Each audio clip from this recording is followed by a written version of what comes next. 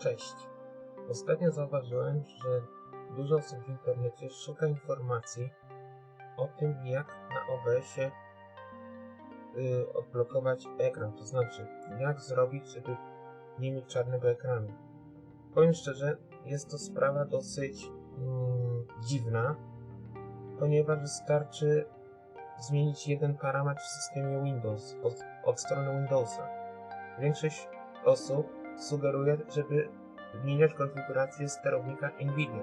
Tak, w niektórych laptopach gamingowych albo w sprzętach zintegrowanych z płytą główną Intela ta sztuczka działa. Natomiast nie wszędzie. W moim przypadku ta sztuczka nie pomagała. Szukałem długi czas, jak to naprawić.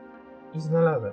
Właśnie dlatego postanowiłem nagrać ten mini poradnik i pokazać Wam, jak łatwo naprawić czarny ekran. Powinien Wam pomóc przynajmniej w 99 przypadkach ten poradnik. Zapraszam do oglądania. Hej!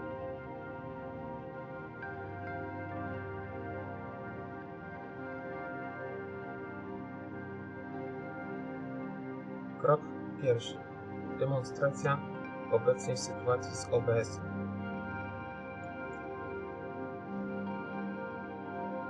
Jak sami widzicie, jak sami zauważyliście, mam zaznaczone na liście ekran.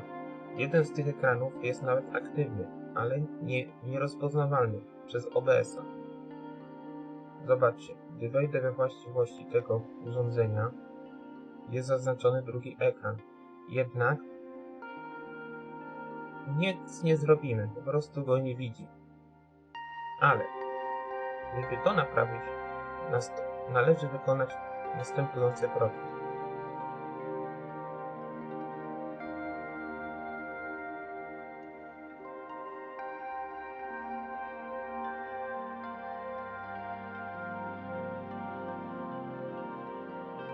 Krok drugi. Wejdź do ustawień wyświetlacza. Dokładnie mówiąc, ustawienia ekranu w systemie Windows. Aby tego dokonać, należy wykonać następującą kombinację. Naciśnij klawisz Windows R. Zobaczysz okno uruchom. W oknie uruchom wpisz komendę, tą co tu widzisz zaznaczoną w tym polu. Wejdź w nią. Jak sam widzisz, pojawiły Ci się ustawienia ekranu. Teraz zjedź na sam dół ustawień. Wybierz pozycję ustawienia grafiki.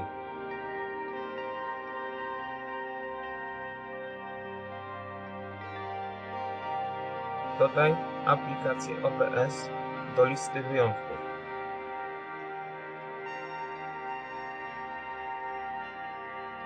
Ponieważ ostatnio ja to konfigurowałem sobie tutaj, to system mi to zapamiętał. Wy natomiast musicie poszukać swojej ścieżki instalacyjnej aplikacji i wskazać plik exe. W zależności jaką wersję bitową macie, to możecie ją znaleźć w program Files bądź w program Files x86. Wybierzcie plik exe. Teraz, co najciekawsza informacja w tym wszystkim. Wejdźcie w ustawienia wskazanego pliku. Kliknijcie klawisz Opcje.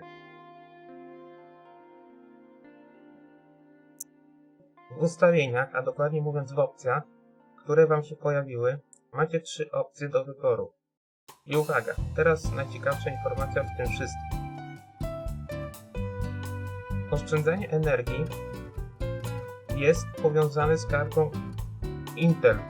Jak sami widzicie, tu na górze jest też informacja związana z tym. Wysoka wydajność dotyczy karty NVIDIA GeForce GTX 960M, którą posiadam. I o co tu chodzi? Mianowicie, jeżeli chcecie przeczytywać cały pulpit ze wszystkimi oknami włącznie, wybieracie opcję oszczędzania energii.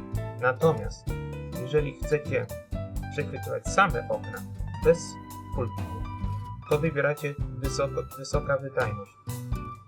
Wybierzcie swoją preferowaną opcję, czyli tak jak ja, na przykład oszczędzanie energii, ponieważ mnie interesuje przechwytywanie całego pulpitu łącznie z oknami, i zapiszcie zmiany. Gotowe.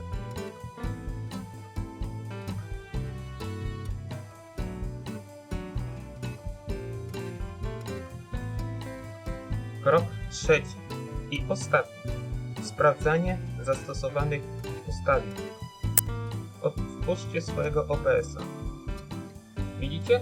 Od razu OBS wychwycił mojego wszystko, co jest na pulpicie, czyli akurat jest ten program odpalony na pulpicie przechwytywany.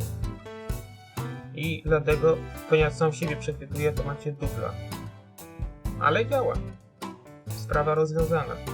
A mało który autor filmików instruktażowych mówi o tej informacji. Więc naprawdę mały drobiazg, który należy ustawić, a naprawia drastyczny problem z OBS-em. Dziękuję za uwagę i powodzenia w streamowaniu oraz nagrywaniu. Hej!